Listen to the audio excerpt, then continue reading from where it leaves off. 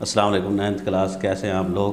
آج آپ کا اسلامیات کا لیکچر ہے، تو پہلے آپ نے آیتیں اس کی پڑھ لی تھی، تو آج ہم اس کی ایکسرسائز شروع کرتے ہیں۔ 29 سے 37 تک آیتیں ہو گئی تھی، آج ہم اس کی مشق کرتے ہیں، سوالوں کے جواب ہے۔ السوال الاول، پہلا سوال ہے کہ اس سبق میں تقویٰ کے کیا انعامات بیان ہوئے ہیں؟ تقویٰ کہتے ہیں اللہ سے ڈرنا، تو اس سبق میں تقویٰ کے درج ذیل انعامات بیان ہوئے ہیں۔ پہلا ہے اللہ تعالیٰ تقویٰ اختیار کرنے والوں کو ممتاز کر دے گا، یعنی انہیں برتر کر دے گا۔ دوسرا ہے ان کی بخشش فرما دے گا، ان کو بخش دے گا۔ تیسرا ان کے گناہ مٹا دے گا، اور چوتھے نمبر پہ ان کے حق سے بڑھ کر ان پر فضل فرمائے گا۔ تو یہ ہیں اس سبق میں تقویٰ کے انعامات ہیں جو اللہ تعالیٰ ایک مومن کو دے گا۔ دوسرا سوال ہے اس میں السوال الثانی، دوسرا سوال ہے وَإِذْ يَمْكُرُ بِكَ الَّذِينَ كَفَرُوا میں کس واقعے کی طرف اشارہ ہے؟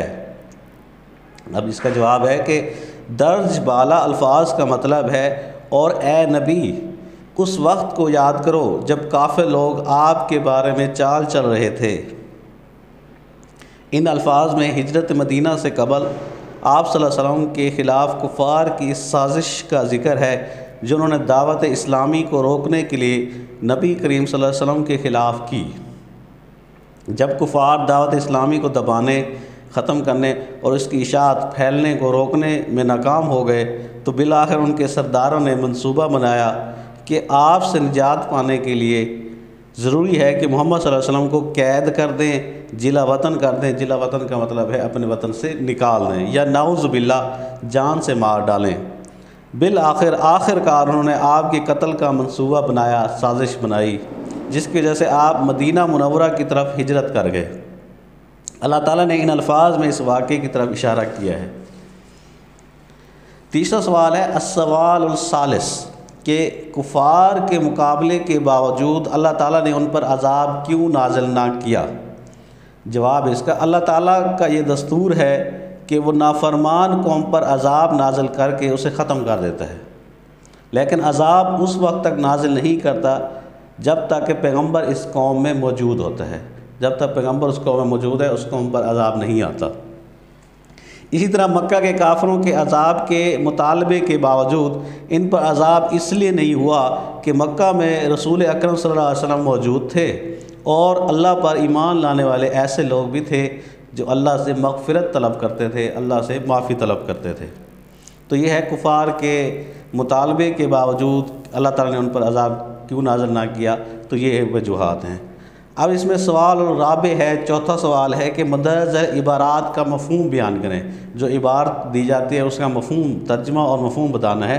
جیسے وما کان اللہ لیعذبہم وانت فیہم وما کان اللہ معذبہم وہم یستغفرون، اور اللہ ایسا نہ تھا کہ جب تک تم ان میں تھے انہیں عذاب دیتا، اور نہ ایسا تھا کہ وہ بخشش مانگے اور انہیں عذاب دے۔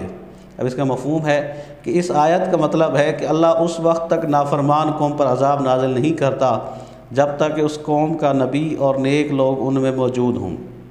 یہاں اللہ تعالیٰ فرماتا ہے کہ جب تک نبی کریم صلی اللہ علیہ وسلم اور اللہ سے بخشش طلب کرنے والے نیک لوگ کفار مکہ کے درمیان ہیں، ان پر عذاب نازل نہیں ہوگا۔ پیغمبر تو ویسے ہی گناہوں سے پاک ہوتا ہے اور بخشش مانگنے والوں کو اللہ مغفرت کی جگہ عذاب نہیں دیتا بلکہ رحم و کرم فرماتا ہے۔ تو یہ اس کا پہلا عبارت تھی، اس کا مفہوم ہے، ترجمہ ہے۔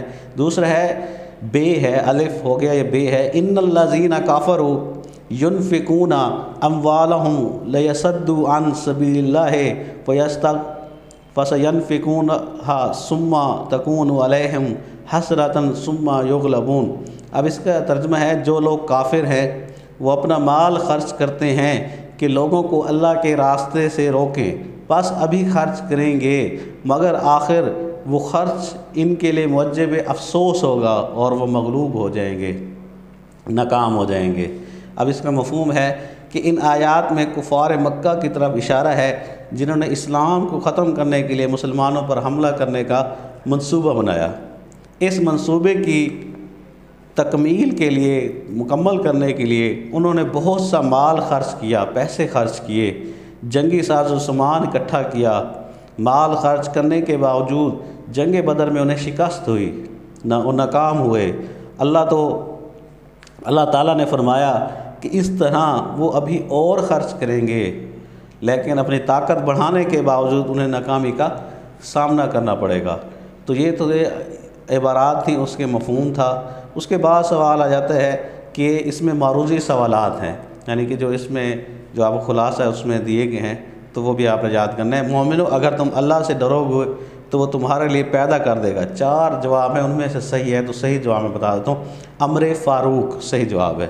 نبی کریم صلی اللہ علیہ وسلم کے خلاف قید کرنے یا جان سے مارنے کی چالیں چل رہے تھے، کافر لوگ چالیں چل رہے تھے، صحیح جواب ہے اس کا۔ واللہ خیر الماکرین کا ترجمہ ہے اور اللہ سب سے بہتر ہے، یعنی کہ سب سے بہتر چال چلنے والا ہے، صحیح جواب ہے چال چلنے والا۔ اساطیر الاولین کا مطلب ہے پہلوں کی کہانیاں، یعنی جو پہلے لوگ تھے ان کی کہانیاں۔ 5واں اس میں MCQ ہے، اور جب ہماری آیتیں پڑھ کر سنائی جاتی ہیں تو کہتے ہیں کہ ہم نے سن لیا، تو صحیح جواب ہے ہم نے سن لیا۔ کفار کہتے تھے کہ اگر ہم چاہیں تو کہہ دیں اس طرح کا کلام کہتے ہیں بات، تو کفار کہتے تھے کہ یہ قرآن صرف اگلے لوگوں کی حکایتیں ہیں، حکایتیں قصے ہیں۔ کفار کہتے تھے کہ اے اللہ اگر قرآن تیری طرف سے حق ہے تو ہم پر آسمان سے برسا پتھر، تو صحیح جواب ہے پتھر۔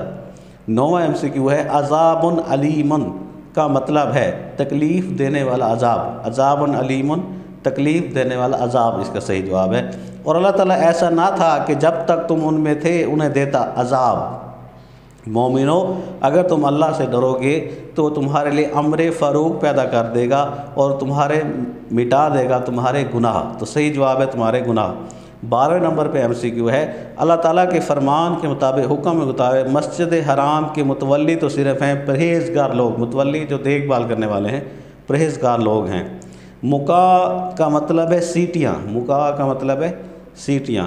کفار اپنا مال محض خرچ کرتے ہیں اللہ کے راستے سے روکنے کے لیے، اسی طرح کفار کا خرچ کیا ہوا مال ان کے لیے ہوگا باعث افسوس، صحیح جواب ہے باعث افسوس۔ کافر لوگ ہانکے جائیں گے جہنم کی طرف، کافر لوگ ہانکے جائیں گے جہنم کی طرف ڈالا جائے گا انہیں۔